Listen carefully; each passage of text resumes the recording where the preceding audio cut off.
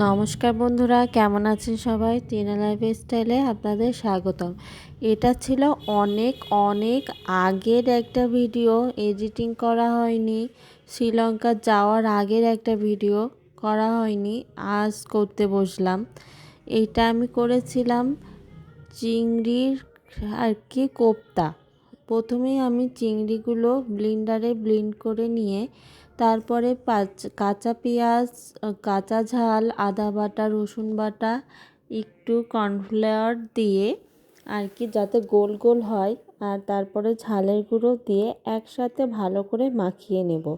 স্বাদ মতো লবণ মিষ্টি দেবেন, মিষ্টি দেয়নি আমি, লবণই দিয়েছিলাম আর হালকা ধনেপাতা দিয়েছিলাম।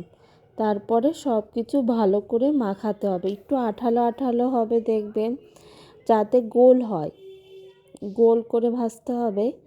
এই যে সব কিছু মাখানোর পরে এরকমই আসবে দেখতে। তারপরে গরম তেলের ভিতর গোল গোল করে এভাবে ছেড়ে দেবেন। আসলে চিংড়ি মাছ রান্না করেও যেমন ভালো লেগেছিল, এরকম ভাজাও গরম গরম ভালো লাগছিল। আমি ভাজতে ভাজতেই শাশুড়ি মা এসেছিল আমার পাশে, মানে সুন্দর একটা গন্ধ বেরিয়েছে।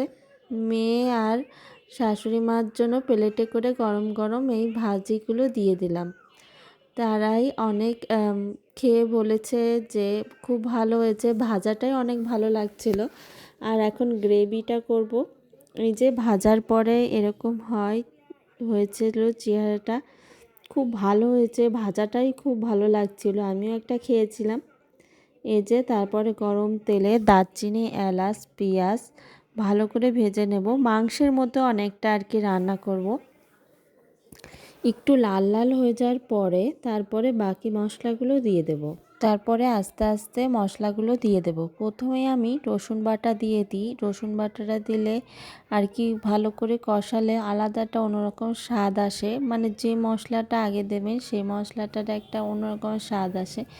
তারপরে কষানোর পরে আদা বাটা দিয়ে দেব। আদা বাটা দেওয়ার পরে আমি বাকি মশলাগুলো দেব। এই যে দেখতে পাচ্ছেন, এটা টক দই দিয়েছিলাম হালকা পরিমাণে। টক দই দেওয়ার পর নারকেল বাটাও দিয়েছিলাম, বাদাম বাটাও দিয়েছিলাম, সব কিছু অল্প অল্প দিয়েছিলাম।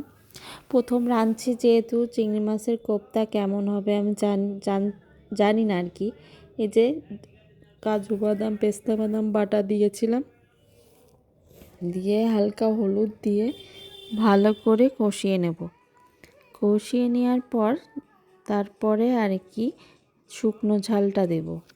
আমাদের বাড়িতে শুকনো ঝালটা সবাই বেশিই খায়, তাই শুকনো ঝাল দিলাম। যেহেতু টক দই, বাদাম বাটা গিয়েছে, এগুলোর জন্য মিষ্টি মিষ্টি হবে, সেই জন্য ঝালটা একটু বেশি দিয়ে ভালো করে কষিয়ে নিলাম।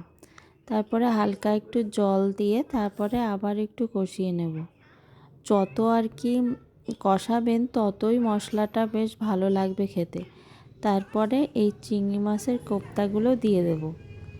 চিংড়ি মাছের কোপ্তাগুলো দেওয়ার পরে বেশ খানিকটা জাল দেব, যাতে মশলাটা ভিতরে ঢোকে, খুব ভালো লাগে খেতে। এই যে অনেক দিন পরে এডিটিং করতে এসে আমার জিভে জল চলে আসছে। রান্নাটা অনেক ভালো হয়েছিল। আর তাছাড়া আমার বর বাইরে থেকে একদিন খেয়ে এসে বলেছিল খুব ভালো লেগেছে, তাই ভেবেছিলাম যে একদিন চিংড়ি মাছের কোপ্তা করি, তাই করেছি।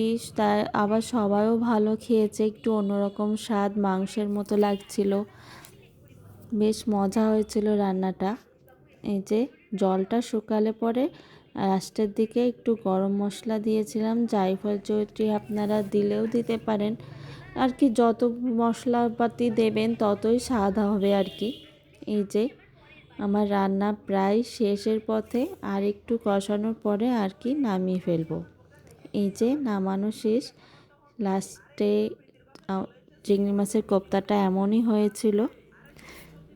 ভালো থাকবেন, সুস্থ থাকবেন, টিনা লাইফস্টাইলের সাথে থাকবেন, আর অবশ্যই এই চিংড়ি মাছের কোপ্তাটা ট্রাই করবেন। আমাদের তো খুবই ভালো লেগেছে। আর আপনাদের আমার এই রেসিপিটা কেমন লাগলো অবশ্যই কমেন্টে জানাবেন, আর টিনা লাইফস্টাইলের সাথেই থাকবেন কিন্তু। আমার ভিডিওগুলো আপনাদের কাছে কেমন লাগে সুন্দর সুন্দর কমেন্ট করে পাশে থাকবেন।